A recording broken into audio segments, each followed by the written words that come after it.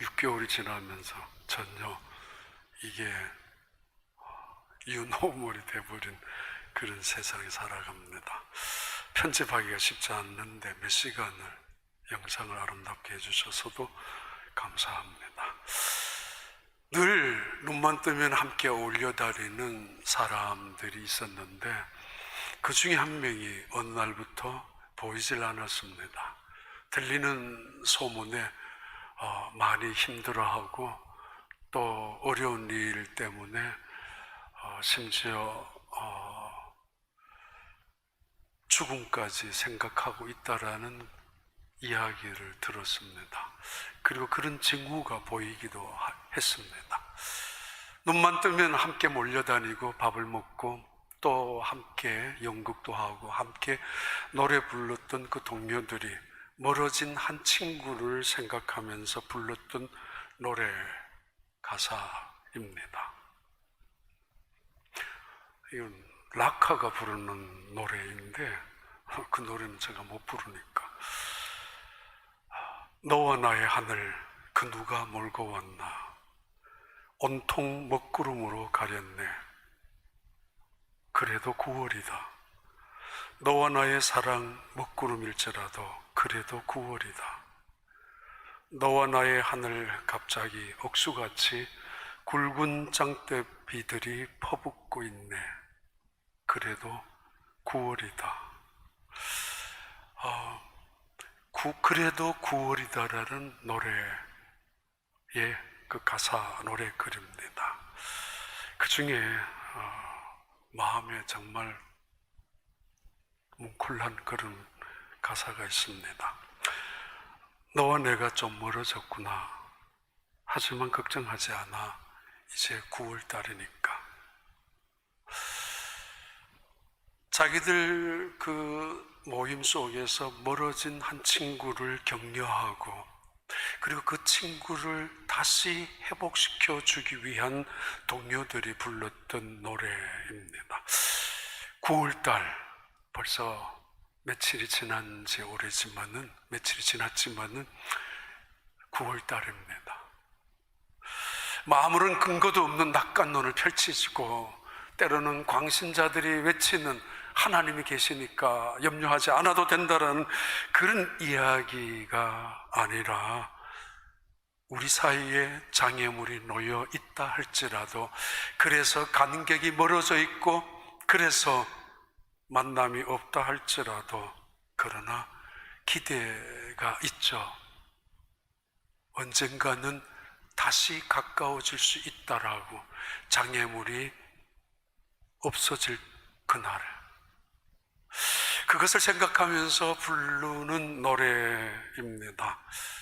2020년 6개월이 저 입장에서는 3월달부터 8월까지 6개월이 지나갔습니다.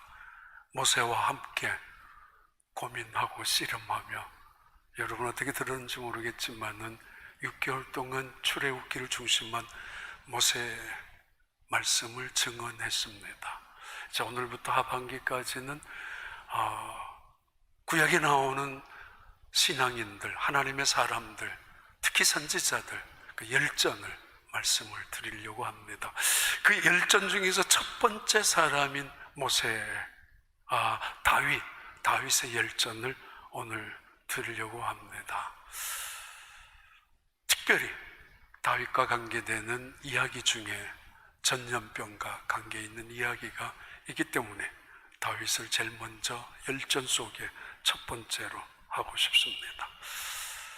2016년에 노벨 평화상을 아주 특별한 사람이 받았죠. 미국의 가수인 포크송 또는 포크와 락의 가수였던 밥 딜런이라는 사람, 그가 부르는 노래 본인이 다 작사 작곡하는 것이 대부분입니다. 싱어송라이터로 활동하는 사람이기 때문에 그가 부르는 모든 노래 가사가 너무 아름답고 시같이 시보다도 더 그러면서도 진취적이고 그러면서도 인간이 꿈꾸는 이상을 추구하고 그러면서 사랑과 평화를 노래하는, 그러나 대부분은 현실에 대한 때로는 도피적이고 때로는 저항적이기도 한 그런 노래입니다. 노래이죠. 그런 노래, 이 방금 했었던 이분, 9월, 그래도 9월이다고, 9월이 왔다고, 희망을 갖자라고. 누군지 아십니까? 이 가수가 갑자기 그 가수가 불렀던 이 노래 마지막에 이렇게 나옵니다. 너와 나의 저 하늘 그래도 9월이다. 너와 나의 하늘 검은 커튼을 드리워져 있지만은 하얀 별빛이 너무 아련하다. 그래도 9월이다. 별빛이 아련한 밤 그래도 9월이다. 가끔은 장대빛 같이 쏟아진 폭우가 있었을 때에 피할 곳이 없어서 그냥 그대로 받아들인, 정말 힘겹게 그 시간을 보낸 사람도 있을 것이고, 여름 내내 봄인지 여름인지 감각도 없이 뜨거운 태양볕 속에서 견뎌낸 힘겹게 숨은 헉헉거리면서 그런 사람들도 있을 것이고 또 있었을 것이고, 또 어떤 경우는 긴 홍수 속에 지루할 정도로 기다렸던 사람들, 그들에게 구원은 햇빛이고 밤하늘에 별빛이기도 합니다. 9월입니다. 이제 6개월이 지나고 나서 조금은 익숙해지면서, 그래서 우리의 마음속에 있는 또는 쓸쓸함이나 외로움 혹은 불안이나 두려움을 내려놓을 수도 있지 않을까라는, 무리하게 말씀드리는 것이 아니라 우리에게는 하나님이 계시기에 피난처, 요새 산성이신, 그리고 반석이신 하나님이 계시기에, 그 하나님을 믿는 믿음이 있기에 이 하반기는 그 믿음 가운데서 선지자들의 열전과 함께 이겨나갔으면 하는 그런 바람 때문입니다. 어두운 밤이 지나면 반드시 새벽은 찾아올 것이고, 기다리든 기다리지 않든 이 세상은, 우리가 원하든 원하지 않든, 우리가 길을 쓰고 붙잡든 아니면 방해를 하든 기어이 9월달이 왔던 것처럼, 온 것처럼 우리는 믿고 있습니다.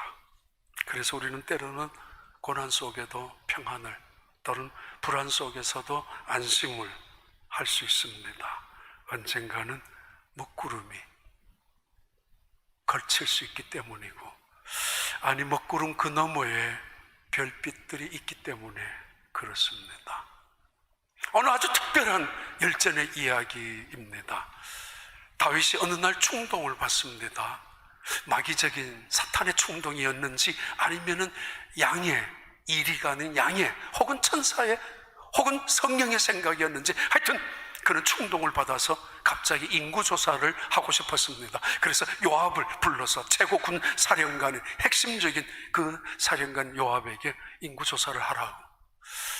마땅치 않았지만 요압은 왕의 명령이니까, 그리고 사실은 슬쩍슬쩍 떼어가면서 인구조사를 끝내고 9개월 20일 만에 인구조사, 이스라엘 백성은 그 중에 80만 명이 칼을 들 수 있는 사람이고, 남쪽 유다 사람들 중에 약 50만 명, 그래서 전체 130만 명이라고. 같은 이야기가 역대상 21장에는 7만 명이 언급됩니다. 더 아마 사망한 이후와 그 전의 숫자의 차이라고 보면 됩니다. 아무튼 그렇게 시작한 것이 130만 명의 보고서를 들고 온 요압에게 이렇게 말합니다. 수고했다고. 그러면서 뿌듯해야 했겠지만은 다윗은 가슴을 칩니다. 그리고는 침통하게 내가 잘못했다고 하나님을 향하여 기도를 합니다. 이 뭔가 이상하게 전개가 되고, 그리고 전개되면서도 전혀 뜻밖의 반전이 이루어집니다. 그래서 그 자리에서 회개합니다. 하나님 잘못했습니다. 그러나 그의 회개의 기도와 상관없이 하나님은 이 문제 앞에서 벌을 주려고 작정했습니다. 그리고는 벌을 주었습니다. 3일 동안의 전염병, 반나절 만에 7만 명이 죽었습니다. 하나님이 너무 후회가 되었고 자기가 저지른 그 심판이 미안해서 죽음의 천사에게 명령합니다. 돌아오라고. 그러나 왠지 또 다른 반전이 일어납니다. 죽음의 천사인 이 천사가 하나님의 명령을 거부합니다. 그리고는 칼을 든 채로 예루살렘을 향하여 금방이라도 돌진하는 그런 준비를 하고 있습니다. 이것을 본 다윗이, 가시라는 선지자가 다윗을 향하여 보라고, 그것을 바라본 다윗은 여부스 사람인 아라우나 타작마당으로 돌진할 만큼 달려갑니다. 그리고는 그 자리에서 기도합니다. 그리고 그 타작마당에서 예배를 드린 후에 그 재앙이 멈추고 결국 칼을 뽑아들었던 죽음의 천사는 하나님 곁으로 돌아갑니다. 이런 좀 이상한, 뭔가 오해할 수도 있는, 분명하지도 않는 그런 본문의 내용입니다. 어떤 성경은 읽으면 가슴에 오랫동안 남아있고 이해가 분명하고 그 말씀이 주는 울림도 크기 때문에 내 영혼을 건드리고 있는, 그런데 어떤 말씀은 읽어도 오해가 되고 또는 오랫동안 씹어도 마음속에 묵상을 하더라도 이상하게 그게 남는 것보다가 마음속에 확신이 들어오지 못하는 본문도 있습니다. 그런 입술로 또는 마치 음식을 먹듯이 씹고 묵상해도 그래도 확실하게 이것이다라고 느껴지지 않는 그런 본문 중에 하나이기도 합니다. 그러나 이유가 있을 것입니다. 이런 때에 시작한 본문입니다. 역대상 봐봐요. 11장 6절이죠. 다윗이 이르되 먼저 여부스 사람을 치는 자는 우두머리와 지휘관으로 삼으리라 하였더니 수르야의 아들 요압이 먼저 올라갔으므로 우두머리가 되었고. 수르야라는 사람은 다윗의 큰 누나입니다. 큰 누나의 아들 3명이 있는데 그 중에 첫 번째 아들이 요압입니다. 요압, 아비새 이런 사람들이 언제나 이 다윗의 충성스러운 충신이었지만은 그러나 결코 믿을 수 없었던 사람입니다. 자, 그 다음 봐요. 7절. 다윗이 그 산성에 살았으므로 무리가 다윗성이라 불렀으며 다윗이 밀러에서부터 두르성을 쌓았고 그 성의 나머지는 요압이 중수하였더라. 만군의 여호와께서 함께 계시니 다윗이 점점 강성하여 가니라. 다윗이 임금으로 즉위한 지 10년, 20년, 30년이 되어가고 있고, 그리고 마침내 예루살렘을 지금 요압 장군이 입성하면서 점령하면서 결국은 예루살렘 성으로 도성을 옮겼습니다. 그 도성 이름을 예루살렘 성이라고 하지 아니하고 다윗성이라고 부를 만큼 다윗은 탄탄대로 이제 세워지는 왕이 됩니다. 그리고 하나님이 다윗과 함께함으로 다윗은 점점 강성해진다라고 성경은 우리에게 확실하게 증명합니다. 영토가 확장되고 국토는 강력해지고 수많은 마치 삼국지에 일어나는 유명한 이야기들처럼 이 다윗 임금 밑으로 수많은 장군들이, 장사들이 속속 모여들기 시작을 했습니다. 그는 이제 탄탄한 지위에 올라갔고 더 이상 불안하지 않아도 되는 왕의 자리에 올라가 있습니다. 애굽 나라도 항복했었고 블레셋 나라도 모압과 암몬 족속들도 조공을 바치러 올 만큼 무릎을 꿇고 다윗 왕 앞에서 그는 대단한 왕의 지위를 누리고 있었던 그때입니다. 역대상 17장 26절을 계속해서 말합니다. 여호와여, 오직 주는 하나님이시라. 주께서 이 좋은 것으로 주의 종에게 허락하시고 이저 주께서 종의 왕조의 복을 주사 주 앞에 영원히 두시기를 기뻐하시나이다. 여호와여, 주께서 복을 주셨사오니 이 복을 영원히 누리리라 하니라. 얼마나 기뻤으면은 이 시간이 영원히 계속되기를 원한다라고. 바로 그때에 일어난 일입니다. 이때 왕성해지고 유명해지고 강성해지고 천하의 다윗이라는 이름이 점점점 올라가 있는 그때에 충동적인 생각이 나타납니다. 인구조사를 하고 싶다고. 그런데 인구조사가 끝나고 난 다음 다윗은 이렇게 고백합니다. 24장 10절에 여호와께서 다시 이스라엘을 향하여 진노하사 아니 10절. 예. 다윗이 백성을 조사한 후에 그의 마음에 자착하고 다윗이 여호와께 아뢰되 내가 이 일을 행함으로 큰 죄를 범하였나이다. 여호와여 이제 간과하옵나니 종의 죄를 사하여 주옵소서. 내가 심히 미련하게 행하였나이다 하니라. 왜 범죄가 됩니까? 인구조사를 시킨 게 왕이라면 당연히 해야 되는 거 아닙니까? 지금 미국에서는 10년에 한 번씩 하는 센서스 인구조사를 하고 있는 중입니다. 인구조사는 정부에서 또는 그 지방에서 다양한 우리의 삶의 부분을 지원해주고 봉사해주고 지지해주는 그 빅데이터를 만드는 중요한 정보가 인구조사입니다.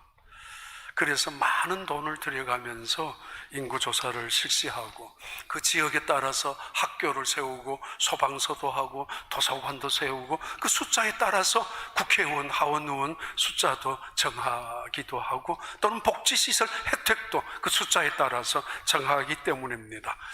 그만큼 중요합니다. 우리 교회 우리 신현자 집사님 이 센서스를 위해서 봄부터 뛰고 있습니다. 온 교회 다 다니고 있고 온 커뮤니티 다 다니고 있고 후원금 까지 받아가지고 센서스를 위해서 인구조사를 제대로 하기 위해서 참여자를 만들기 위해서. 그런데 왜 다윗의 인구조사는 범죄입니까? 뭐가 그렇게 잘못했습니까? 그런 왕인데 이 정도의 정보를 자료로 만들어 놓고 미래의 정책을 또는 복지 혜택을 누릴 수도 있게 만들 수도 있을 텐데, 그러나 성경은 이렇게 시작합니다. 사무엘하 24장 1절부터 3절입니다. 여호와께서 다시 이스라엘을 향하여 진노하사 그들을 치시려고 다윗을 격동시키사 가서 이스라엘과 유다의 인구를 조사하라 하신지라. 이에 왕이 그 곁에 있는 군사령관 요압에게 이르되 너는 이스라엘 모든 지파 가운데로 다니며 이제 단에서부터 브엘세바까지 인구를 조사하여 백성의 수를 내게 보고하라 하니, 요압이 왕께 아뢰되 이 백성이 얼마든지 왕의 하나님 여호와께서 100배나 더하게 하사 내 주 왕의 눈으로 보게 하시기를 원하나이다. 그런데 내 주 왕은 어찌하여 이런 일을 기뻐하시나이까 하되, 요압은 다윗의 명령을 듣자마자 이건 다윗이 아닌데, 다윗 스타일이 아니고 원래 다윗이 하는 말이 아니라는 걸 느낍니다. 다윗은 이렇게 명령을 내릴 사람이 아니기 때문에 그 명령이 무엇이 잘못됐다는 것을 요압도 단숨에 알아차릴 만큼 이것은 하나님의 뜻이 아니라는 것을 알죠. 요압은 이렇게 이야기하죠. 만류하면서 왕이여, 하나님의 백성인 이 백성을 하나님이 원하시기만 한다면 100배나 증가시킬 수도 있는데 굳이 이 백성의 숫자를 파악해서 뭐 하시렵니까? 그런데 이상한 기절이죠. 여호와께서 이스라엘 백성을 치시려고 다윗을 충동시키사 이 일을 진행하게 했다라고 매우 혼란스러운 기절이기도 합니다. 아무튼 하나님은 의도적으로 이스라엘 백성들을 치기 위하여, 뭔가 징계하기 위하여, 아니 때로는 다윗을 한 번쯤 정신을 차려주기 위하여 하나님은 다윗을 충동을 시킨 게 분명합니다. 심지어 역대상 21장 1절에서는 이렇게 표현하고 있죠. 사탄이 일어나 이스라엘을 대적하고 다윗을 충동하여 이스라엘을 계수하게 하니라. 예, 이때는 다윗을 사탄이 충동했다라고. 사람은 늘 두 가지의 충동을 받습니다. 마귀적인 충동을 받고 또는 성령에 의한 충동을 받습니다. 육신의 생각, 성령의 생각 속에서 어느 생각을 내가 받아들이느냐에 따라서 우리는 하나님의 징계와 징벌 속에 빠져갈 수도 있고, 아니면 점점 우리의 신앙이 원숙해지고 성숙해질 수도 있습니다. 사탄이 그의 마음에 격동합니다. 하나님이 그를 격동시키게 허락하시고 계십니다. 의도적으로. 그래서 인구조사를 합니다. 충동받을 때 가난한 사람은 돈이 없어서 못할 수도 있고, 자기가 원하는 것을, 때로는 권력이 없는 사람은 힘이 없어서 그 충동이 있다 할지라도, 사로잡힌다 할지라도 할 수 없을 때도 있지만은, 권력도 있고 돈도 있고 기회도 있는 사람들 같으면은 그 충동을 따라서 행할 수도 있습니다. 이 다윗은 그런 권세와 그런 돈까지 있는 사람, 능력이 있는 사람이기에 그 충동대로 따라가고야 말았습니다. 근데 그것이 그렇게 잘못입니까? 왕인데 한 번 하면 안 됩니까? 설마 이스라엘 민족의 칼을 빼는 장정의 숫자만 파악한다고 할지라도 그것은 군사정책에 군사력을 강화시키기 위한 훨씬 더 중요한 데이터가 될 수 있지 않겠습니까? 그런데 하나님은 그 일을 기뻐하지 않았고, 다윗도 그 일이 끝나자마자 알았습니다. 내가 범죄했다라고. 성령으로 민감한 사람들은 죄에 대해서 대단히 민감합니다. 어린아이들이 미지근한 물에 그 어린아이의 손을 집어넣어도 아이는 깜짝 놀랄 겁니다. 뜨겁다고. 그러나 연세 드신 많은 분들의 그 피부는 뜨거운 물에 들어가도 뜨거운지 모를 때가 있습니다. 익숙해진다는 거죠. 내가 성령의 사람인 증거, 내가 구원받은 하나님의 사람인 증거, 내 안에 하나님의 말씀이 주도적으로 나를 이끌고 있는 증거는 죄에 대한 민감성입니다. 다윗은 역시 민감한 사람입니다. 이것이 잘못되었다는 것을 금방 알았고 온몸의 전율을 느낄 만큼, 그래서 그 자리에 무릎을 꿇고 하나님 앞에 잘못했다라고. 그의 잘못이 뭐예요? 하나님의 은혜를 슬쩍이 지우기 시작하고 있다는 거죠.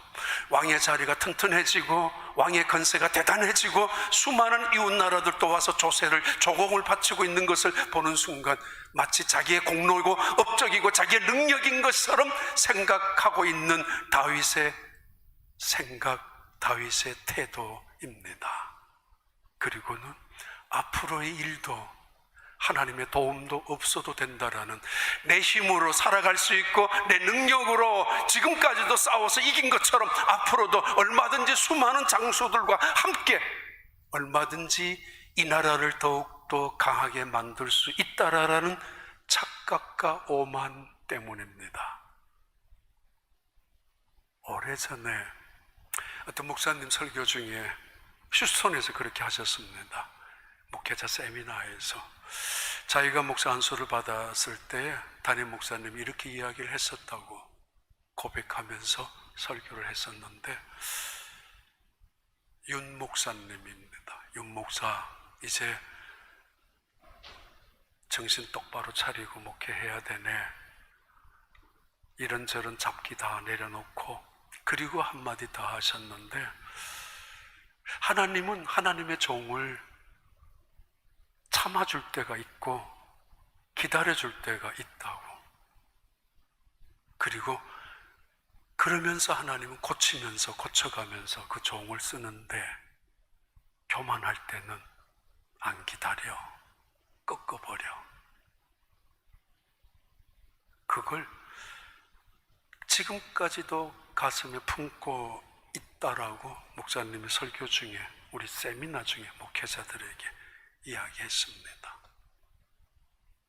이것저것은 다 고쳐가면서, 이것저것은 다 기다려주면서 사용하지만은 그 마음속에 있는 오만은 꺾어버린다고. 다윗, 그가 지금 누리고 있는 왕의 자리, 굉장한 자리입니다. 그는 목동입니다.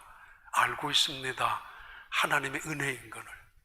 그가 누리고 있는 예루살렘 도성의 다윗성에, 그 다윗 궁궐 속에 있는 다윗, 온 세상이 그를 부려워하고 온 백성이 그를 존중히 여기고 존경합니다. 이건 하나님의 도움이라고 그도 깨닫고 있었고 인정합니다. 그런데 어느 순간 그의 마음속에 찾아오는 생각들이 있습니다. 더 높아지고 싶습니다. 더 인정받고 싶습니다. 더 유명해지고 싶습니다. 더 많이 갖고 싶습니다. 조금 무리가 될는지 모르지만 이것만 가지면은 더 큰 거를 이룰 수가 있는데 라는 생각이 들면서 욕심이 생기고, 아니 조금만 더 내가 억지로라도 내가 희생하면은 얼마 후에는 이런 것을 가질 수 있다라는 그런 생각들이 찾아오기 시작합니다. 다윗 그에게도 예외 없이 조금 더 갖고 싶었습니다. 지금도 누리고 있는 것이 그의 분수에 맞지 않게 훨씬 더 많은 것을 누리고 있음에도 불구하고, 그가 가지고 있는 능력이나 실력보다가 훨씬 더 많은 것을 누리고 있는데도 불구하고 또 다른 것을 갖고 싶어 합니다. 더 많은 것을 갖고 싶어 합니다. 교회란 대단한 큰 것을 자랑하는 곳이 아닙니다. 교회란 더 유명해지고 더 위대해지고 더 놀랍게 숫자적으로 늘어나는 것이 교회의 본질은 아닙니다. 더 작아지는 것, 그래서 하나님을 의지하는 것, 더 내려놓는 것, 그래서 하나님 없이는 아무것도 할 수 없는 것, 그것이 그리스도인의 정체성입니다. 봐요, 이사야서 31장 1절부터 3절까지. 도움을 구하러 애굽으로 내려가는 자들은 화 있을진저 그들은 말을 의지하며 병거의 많음과 마병의 심히 강함을 의지하고 이스라엘의 거룩하신 이를 앙모하지 아니하며 여호와를 구하지 아니하나니 여호와께서 지혜로우신즉 재앙을 내리실 것이라. 그의 말씀들을 변하지 않게 하시고 일어나서 악행하는 자들의 집을 치시며 행악을 돕는 자들을 치시리니 애굽은 사람이요 신이 아니며 그들의 말들은 육체여 영이 아니라. 여호와께서 그의 손을 펴시면 돕는 자도 넘어지며 도움을 받는 자도 엎드러져 다 함께 멸망하리라. 애굽을 의지하지 마라. 시편 20편은 병거와 말을 의지하지 마라. 여호와를 의지하는 자는 그로 말미암아 즐거워할지로다. 다윗, 그는 가진 것을 바라보기 시작하고 어느 순간 확인하고 싶어하고, 그리고 그 숫자 위에 자기가 얼마나 대단한 것인가를 자랑하고 싶었습니다. 하나님의 은혜를 지워버리고 하나님의 이름을 지워버리는, 은근히 사람들이 다윗이라는 이름을 떠들 때에, 사람들이 당연히 다윗에게 영광을 돌릴 때에 은근히 즐거워하고 기뻐하면서 맞아 나야 라고 했었던 사울 왕의 차이가 거기에 있지 않습니까? 사울은 이때 그 숫자에 넘어가서 망하고 말았지만은 다윗은 그 숫자에 속지 않습니다. 결국은 깨닫기 시작합니다. 이 숫자가 중요한 게 아니야. 이순신 장군이 12척이 남았습니다. 제게는 숫자가 중요한 게 아니라는 이야기죠. 만약에 우리가 제로라는 이름을 제로 또는 하나님을 1이라고 썼을 때 이 위치 0이라는 숫자 앞에 1을 붙였을 때에 10이 됩니다. 0이라는 숫자 앞에 1을 세울 때 10이 되고, 또는 0을 계속 10개, 100개, 10,000개를 쓰면 쓸수록 그 숫자는 커지게 됩니다. 하나님을 내 인생의 앞에 세워오는 숫자로만 놓으면은 내 인생은 커지고 무한대로 커질 수 있지만은 0이라는 나의 존재 앞에, 사실은 인간은 연약하잖아. 0이라는 존재 앞에 하나님이라는 숫자 1을 뒤로 넘기면은 0.1이 됩니다. 그 1을 다시 적어봐요. 0.001이 됩니다. 하나님은 점점점 작아집니다. 숫자에 속지 마십시오. 숫자에 망할 수 있습니다. 0.000000 하나님은 보이지 않을 수도 있습니다. 더 중요한 말씀이 있죠.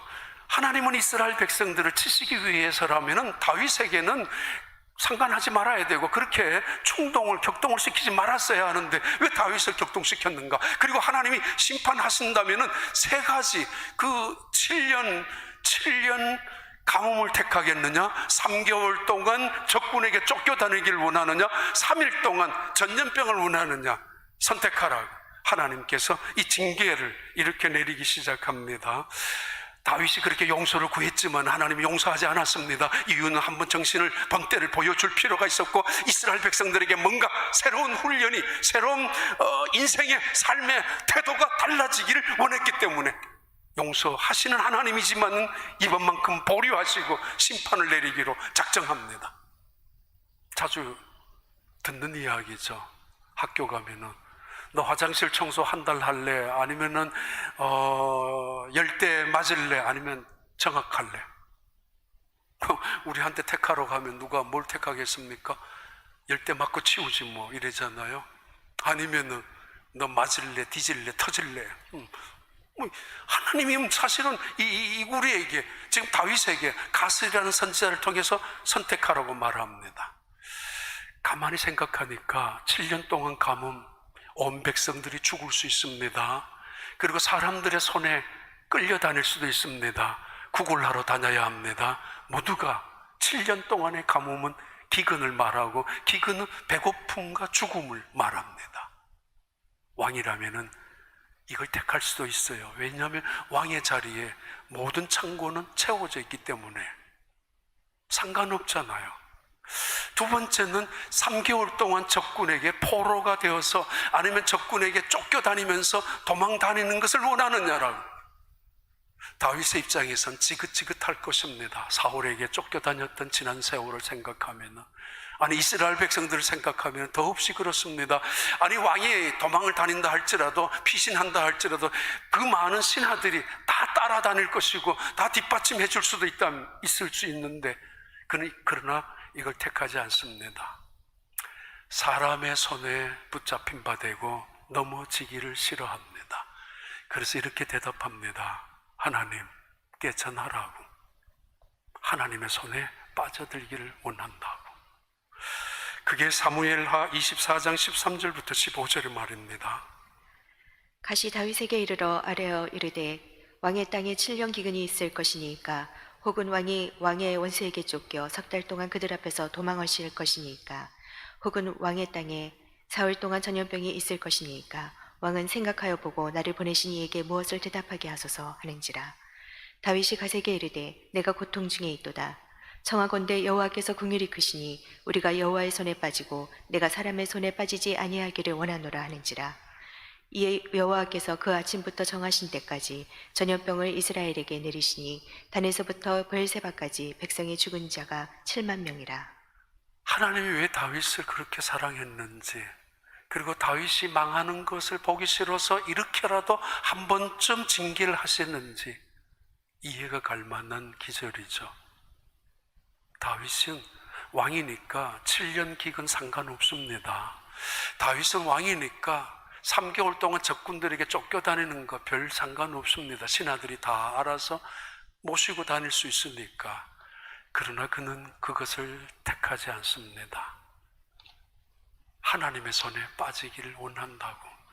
매를 맞더라도 사람의 손에 맞지 않겠습니다.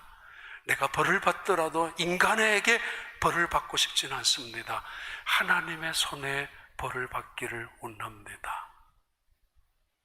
다윗이 얼마나 영적인 사람인지, 얼마나 하나님을 중심한 사람인지 알게 될 수 있는 말씀입니다. 중국 고전에 나오는 이야기 중 하나 이야기죠. 어떤 사람이 잘못해서 강가에 붙잡혀 갔습니다. 강가의 사또가 물었습니다. 너 마늘 50근을 먹을래? 돈 1000냥을 낼래? 아니면 100대 곤장을 맞을래? 뭐 할 거예요? 100대 맞겠죠. 이거 뭐 몸으로 태우면 되니까. 그런데 10대 맞고 나서 기절합니다.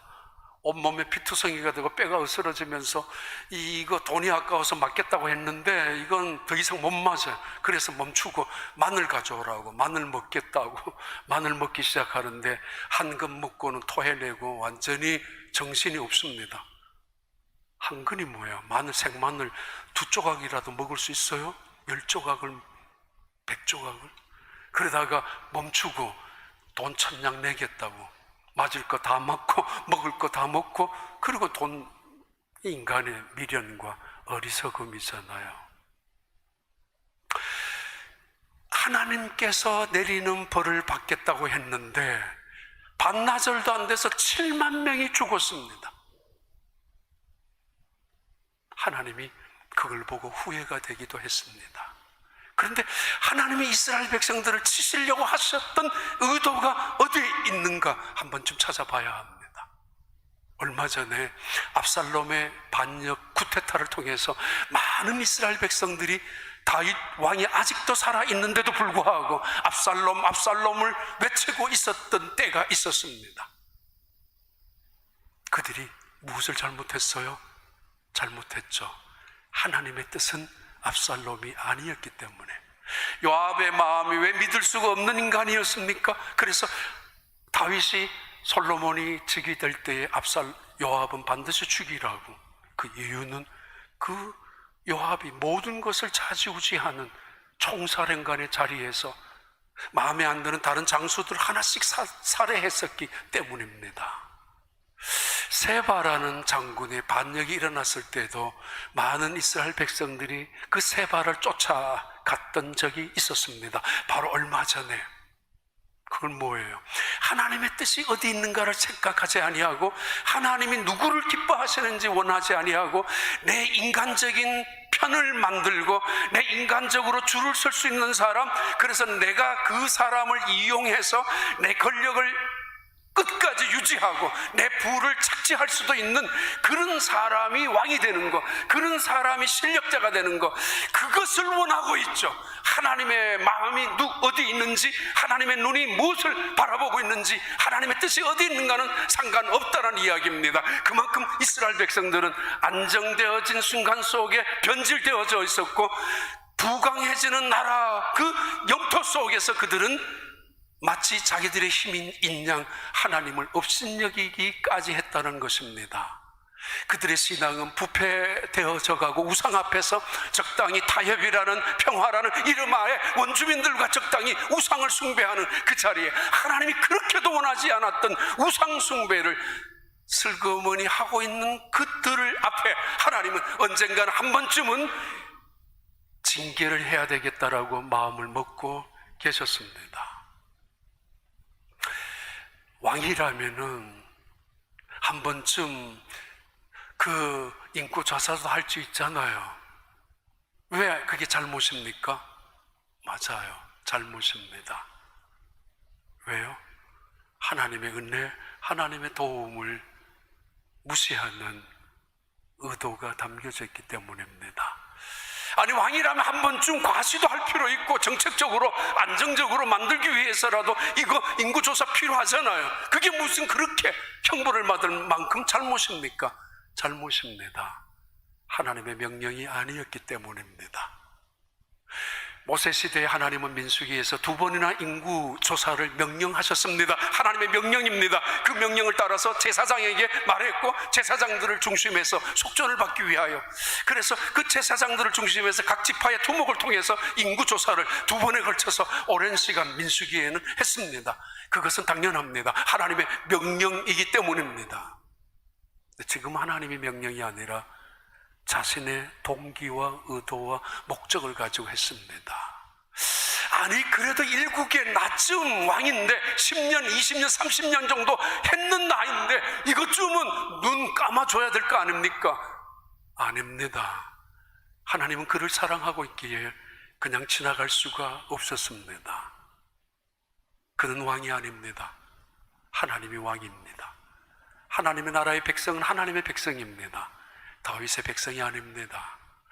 다윗도 그렇게 혼돈스러워 가고 있는 그때 이스라엘 백성들은 오죽했겠습니까?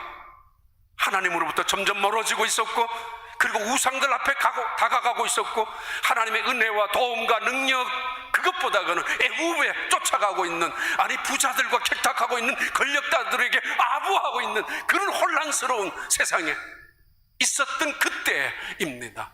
하나님은 그 땅에 전염병을 내리고 말았습니다.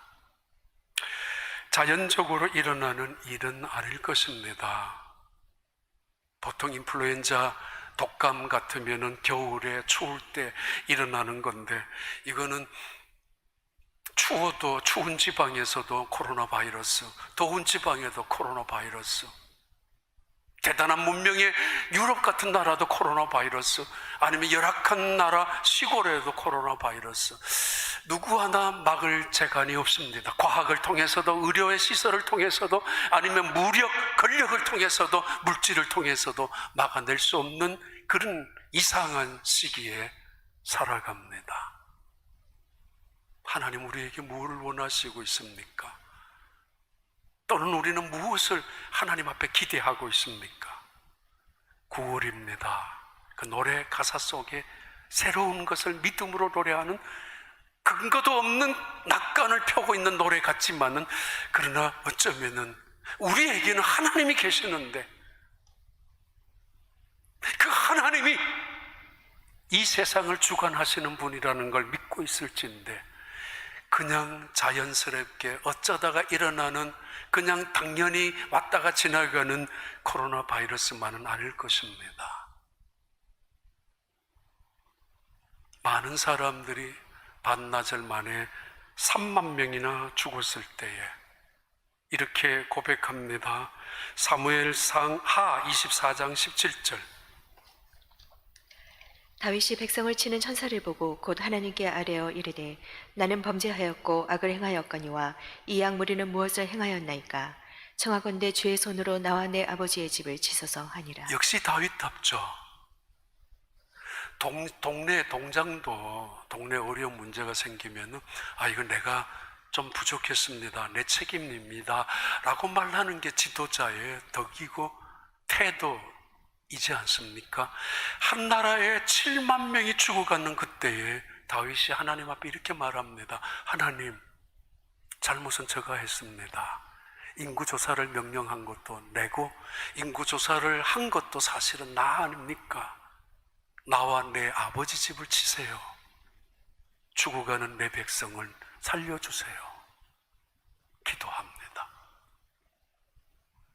내 탓이라고 고백하는 사람들이 많을수록 그 세상은 아름다운 살만한 세상이고, 내 책임이요 라고 말하는 사람들이 많을수록 그 공동체는 희망이 있는, 비전이 있는 곳이 될 수도 있습니다. 너 탓이라고 손가락질하고 너 책임이라고 비난하고 있는 그 공동체는 결국 망할 수밖에 없습니다. 다윗 고백입니다. 근데 더 큰 문제가 생깁니다. 사무엘하 24장 16절 봐요. 마지막 질문을 던지면은, 천사가 예루살렘을 향하여 그의 손을 들어 멸하려 하더니 여호와께서 이 재앙 내리심을 뉘우치사 백성을 멸하는 천사에게 이르되 족하다, 이제는 내 손을 거두라 하시니 여호와의 사자가 여부수 사람 아라우나의 타작마당 곁에 있는지라. 하나님께서 후회하시면서 자, 저만큼 죽었으니까 괜찮을 거야, 이제 돌아오라고. 그런데 칼을 든 이 죽음의 천사는 그 말을 듣지 않고 있습니다. 안 들으려고 애를 씁니다. 18절 봐요. 이날에 가시 다윗에게 이르러 그에게 이르되 올라가서 여부수 사람 아라우나의 타작마당에서 여호와를 위하여 제단을 쌓으소서 하매. 아라우나, 역대상에서는 오르난이라고 부르는 같은 의미의 발음에 따라서 어느 부족의 언어를 사용하느냐에 따라서 다르기 때문에 아라우나 혹은 오르란이라는 사람, 여부수 사람입니다. 어쩌면은 여부수 종족의 마지막 족장 왕일 수도 있고, 아니면 아주 존귀한 귀족일 수도 있고, 혹은 그 뜻대로 말하면은 주홍빛이 나는 피라는 색깔을 갖고 있는 의미이기도 합니다. 아무튼 아라우나라는 여부수 사람의 타작마당에 갑자기 칼을 든 죽음의 천사가 나타났습니다.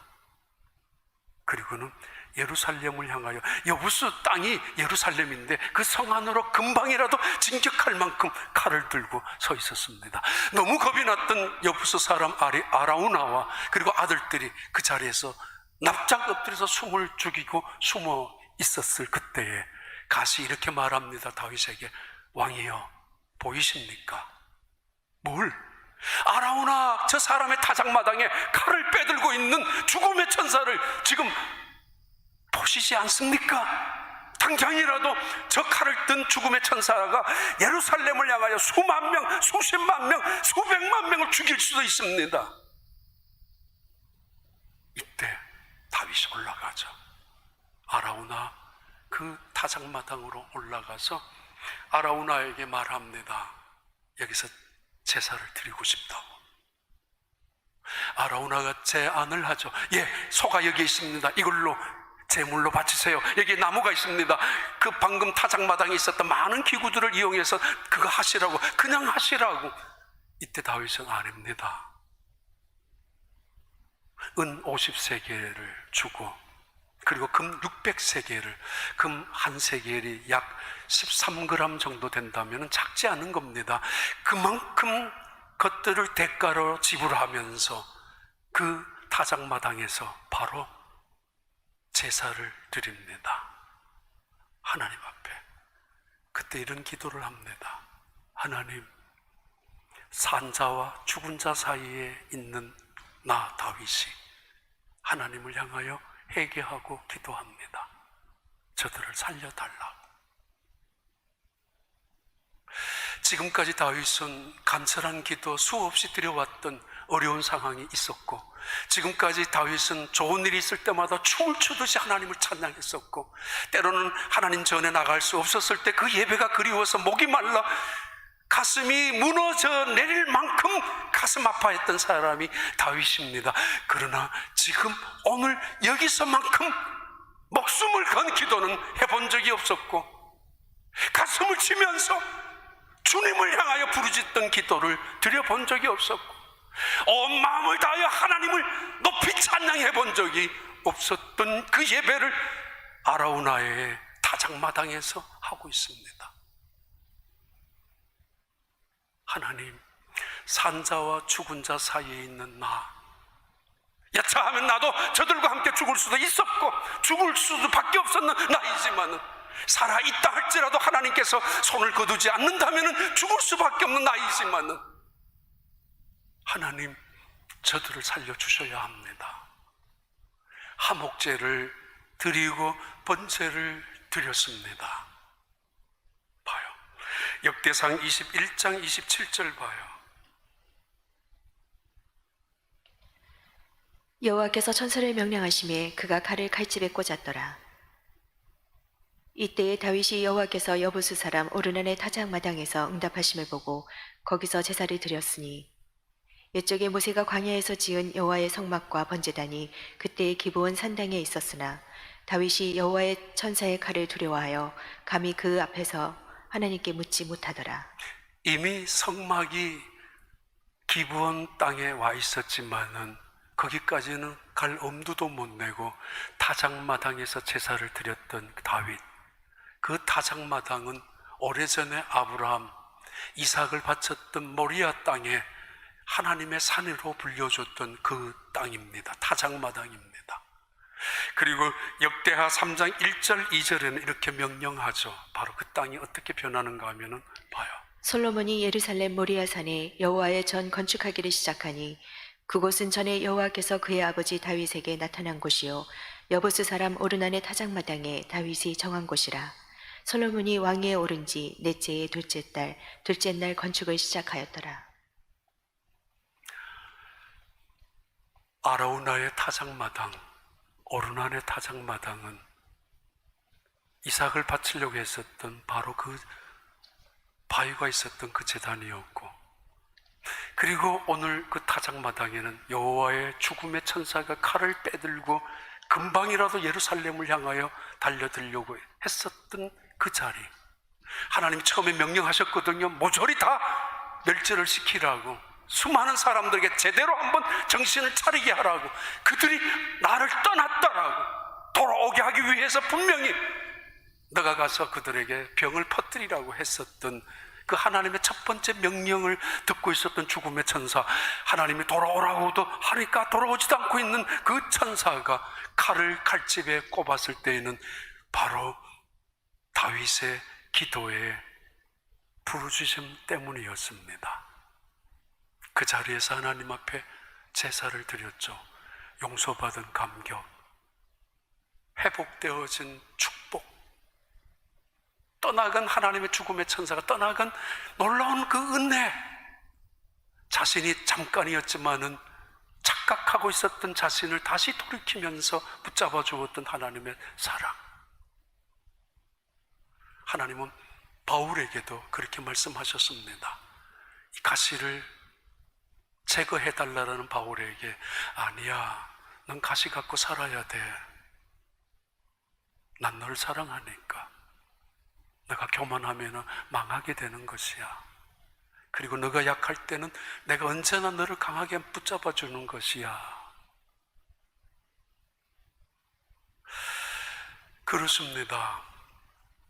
예루살렘 성전, 지금 지어진 그 자리, 오르난 타작의 마당 그 자리, 그때 사도 요한과 베드로가 들어갈 때 나면서 불구자가 있었던 그 사람에게 이렇게 말했습니다.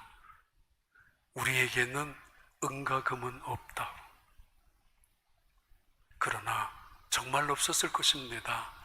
그러나 나사렛 예수의 이름으로 내게 있는 것이니까 내게 주노니 일어나라고.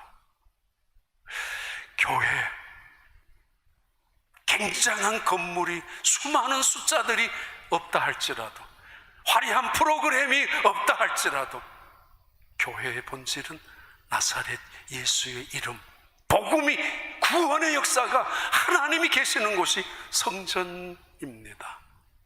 중세시대에는 화려한 건물이 있었습니다. 웅장한 건물이 있었습니다. 대단한 사람들이 오고 갔던 중세시대. 그러나 정작 은과 금은 수없이 쌓아놓았지만은 정작 나사렛 예수는 없었습니다. 타락한 교회. 이스라엘 민족이 바로 그때쯤 타락하고 변질되어 가고 있었던 그때 하나님은 그 땅에 전염병을 터뜨리고야 말았습니다. 그 전염병을 다윗은 몸으로 막았고, 그리고 그 전염병 멈춘 다음에 그들은 다시 하나님을 향하여 찬양하기 시작하는 제사를 오르난 타작마당에서 드렸습니다. 바로 이 자리, 우리 오르난 타작마당, 아라우나의 타작마당처럼 하나님의 임재가, 때로는 세상을 향한 하나님의 축복이, 세상을 향한 하나님의 심판이 우리 손에 달려있는 것처럼 하나님의 영광이 떠나지 아니하는 이 자리가 될 수 있기를 바랍니다.